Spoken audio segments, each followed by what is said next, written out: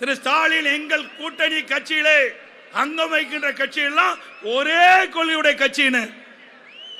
அப்படின்னா தனித்தனி கட்சி அதுக்கு எல்லாமே திமுகவோட சேர்த்திடலாம். அண்ணா திமுகவை பொறுத்த வரைக்கும் தேர்தல் வருகின்ற பொழுது கூட்டணி வைப்போம். கூட்டணி வேற கொள்கை வேற, கூட்டணி வேற கொள்கை வேற. திமுக அப்படி அல்ல, அதிகாரத்துக்கு வருவதற்கு கொள்கையும் விட்டு கொடுக்கின்ற ஒரே கட்சி திமுக கட்சி. கூட்டணி எதற்காக வைக்கிறோம்? ஓட்டுகள் சிதறாமல் இருப்பதற்கு கூட்டணி வைக்கிறோம்.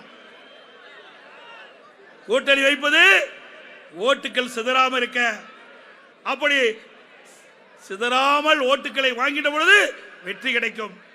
வருகின்ற சட்டமன்ற 2026 சட்டமன்ற தேர்தலிலே அனைத்து இந்திய அண்ணா திராவிட முன்னேற்ற கழக தலைமையில் மிகப்பெரிய கூட்டணி அமையும்.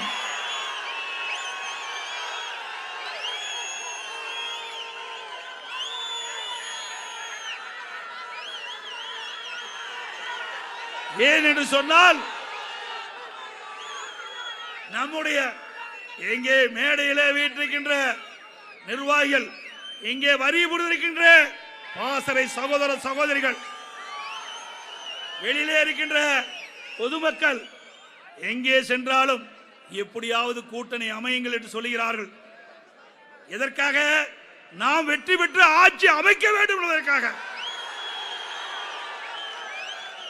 உங்களுடைய அனைவருடைய கோரிக்கையை ஏற்று 2026ஆம் ஆண்டு அனைத்து இந்திய அண்ணா திராவிட முன்னேற்ற கழக தலைமையிலே வலிமையான வெற்றி கூட்டணி அமையும் அமையும் அமையும்.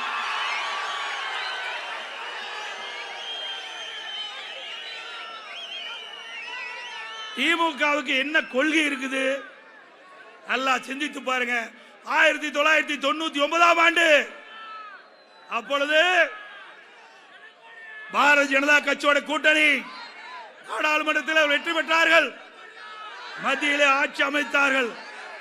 மத்தியிலே ஆட்சியிலே மத்தியிலே ஆட்சி அதிகாரத்துக்கு வந்தார்கள். அப்பொழுது முரசொலி மாறன் அவர்கள் நோய்வாய்ப்பட்டு ஓராண்டு காலம் சுயநிலைவில்லாமல் இருந்தாங்க. அப்பொழுது இலாக்கா இல்லாத அமைச்சராக பாரதிய ஜனதா அரசாங்கம் அவரை வைத்திருந்தது. அந்த 5 ஆண்டு காலம் முடிந்தது. அப்படியே அந்தர் பல்டி, கொள்கை கிடையாது, கோட்பாடும் கிடையாது. 2004 காங்கிரஸோட கூட்டணி. இவர்கள் நம்மை பற்றி பேசுவதற்கு அருகதை இல்லை திரு ஸ்டாலின் அவர்களுக்கு. செய்திகளை உடனுக்குடன் தெரிந்து கொள்ள உடனே சப்ஸ்கிரைப் பண்ணுங்க.